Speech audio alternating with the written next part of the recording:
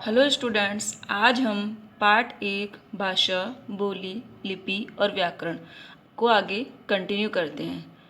हमने पढ़ा भाषा के प्रकार, बोली, लिपि आदि के बारे में। आज हम पढ़ेंगे कि व्याकरण किसे कहते हैं, व्याकरण क्या होता है। व्याकरण शब्द का सामान्य अर्थ होता है शब्दों का विश्लेषण करना, शब्दों के बारे में जानना कि वो संज्ञा, सर्वनाम, विशेषण क्या है। व्युत्पत्ति के अनुसार व्याकरण का अर्थ होता है जिसमें शब्दों में प्रकृति प्रत्यय का विवेचन हो, अर्थात जिससे हमें शब्द के मूल रूप का, मूल धातु का, प्रत्यय, उपसर्ग आदि का पता चले। कुछ भी कहा जाए, व्याकरण भाषा के मानक रूप का निर्धारण करता है कि वर्तमान में भाषा का कौन सा रूप प्रचलित है। व्याकरण की परिभाषा देखिए। व्याकरण एक ऐसा शास्त्र है जो भाषा के वर्णों के बारे में, शब्दों के बारे में और वाक्यों के बारे में हमें शुद्ध ज्ञान एवं प्रयोग सिखाता है। व्याकरण एक ऐसा शास्त्र है जो हमें भाषा के, किसी भी भाषा के वर्ण, शब्द और वाक्यों के बारे में हमें शुद्ध ज्ञान और उसका प्रयोग करना सिखाता है। व्याकरण किसी भी भाषा का शुद्धतम रूप प्रस्तुत करने का एक प्रयास करता है। व्याकरण पढ़ने का हमारा क्या प्रयोजन है। हिंदी भाषी घर में जन्म लेने के बाद बच्चा स्वयं ही हिंदी भाषा सीख जाता है। वह स्वयं ही क्रियाओं का प्रयोग करने लगता है, जैसे कि उदाहरण के लिए दिया है अम्मी, मम्मम, प्यूंदा। तोतली भाषा का वह बच्चा प्रयोग करता है। वह नहीं जानता कि अम्मी संबोधन कारक है या प्यूंगा या क्रिया है। बिना व्याकरण जाने ही वह अपने घर की भाषा का प्रयोग करता है। यह आवश्यक नहीं कि किसी भी भाषा को सीखने के लिए व्याकरण का ज्ञान हमें आवश्यक हो। भाषा प्रयोग से अधिक शीघ्रतम सीखी जा सकती है, अर्थात हम भाषा को जितना प्रयोग में लेंगे उतना जल्दी हम उस भाषा को सीख पाएंगे।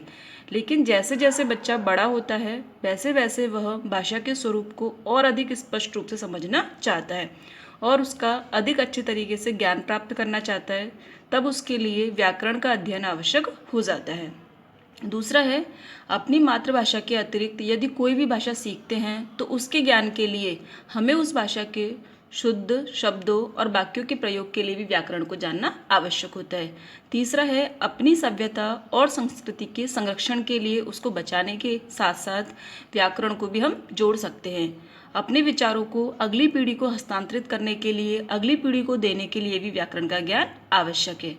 अब हम देखेंगे व्याकरण के मुख्य अंग। किसी भी भाषा में वर्ण सबसे छोटी इकाई होते हैं। भाषा की सबसे छोटी इकाई होती है वर्ण, जैसे कि क, ख, ग, घ आदि। किसी भी भाषा को प्रारंभ करने वाले बिंदुओं को हम वर्ण कहते हैं, जैसे क, ख, ग। इन्हीं वर्णों के मेल से हम शब्द बनाते हैं और शब्दों के सार्थक मेल से ही हम वाक्य बनाते हैं। इस प्रकार से हम व्याकरण को 3 भागों में बांट सकते हैं। पहला है वर्ण विचार, दूसरा है शब्द विचार और तीसरा है वाक्य विचार। सबसे पहले है कि वर्ण विचार के अंतर्गत क्या आता है। इसमें वर्णों का स्वरूप, वर्णों के भेद, उनका उच्चारण स्थान, वर्णों का प्रकार, उनकी उत्पत्ति, संयोग, संधि आदि के बारे में हम अध्ययन करते हैं। दूसरा है शब्द विचार। इसमें शब्द के स्वरूप के बारे में, शब्दों के भेद, उनकी उत्पत्ति स्थान, प्रकार, लिंग, वचन, काल आदि का हम अध्ययन करते हैं। तीसरा है वाक्य विचार। इसमें शब्दों द्वारा वाक्य की रचना करना, वाक्यों के भेद जानना, उनके अंग प्रत्यंग जानना, विभिन्न प्रकार के पत्र, प्रस्ताव, कहानी, विराम चिन्ह आदि का हम अध्ययन करते हैं। इन सभी चीज़ों को जानने के लिए हमारे लिए व्याकरण बहुत आवश्यक है। व्याकरण के 3 प्रमुख अंग हैं, वर्ण विचार, शब्द विचार और वाक्य विचार। अब हम साहित्य के बारे में पढ़ेंगे कि साहित्य क्या होता है। हित सहित साहित्य है, अर्थात जिसमें समाज का हित हो, जो समाज का पथ प्रदर्शक बने, समाज को रास्ता दिखाए, वही साहित्य कहा जा सकता है।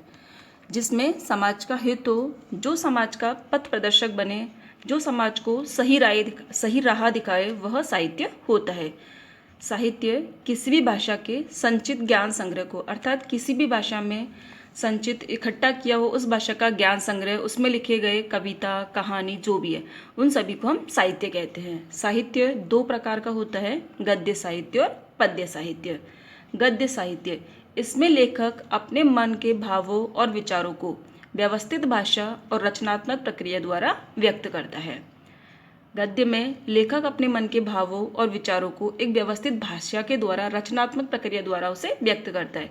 गद्य के रूप हैं कहानी, कथा, पत्र, निबंध, संस्मरण, अनुच्छेद, संवाद, उपन्यास, जीवनी, रेखाचित्र, नाटक, एकांकी आदि। ये सभी चीज़ें गद्य भाग के अंतर्गत आती है। साहित्य का दो प्रकार है, गद्य और पद्य। गद्य के अंतर्गत कहानी, कथा, पत्र, निबंध, संस्मरण, अनुच्छेद आदि आते हैं। प्रमुख गद्य लेखक और साहित्यकार प्रेमचंद ने लिखा है मानसरोवर, गोदान, मंगलसूत्र आदि।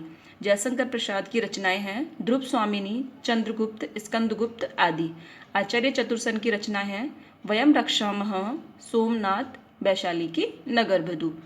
माणिकलाल मुंशी, इनकी रचनाएं हैं युधिष्ठिर, वंशी की धुन।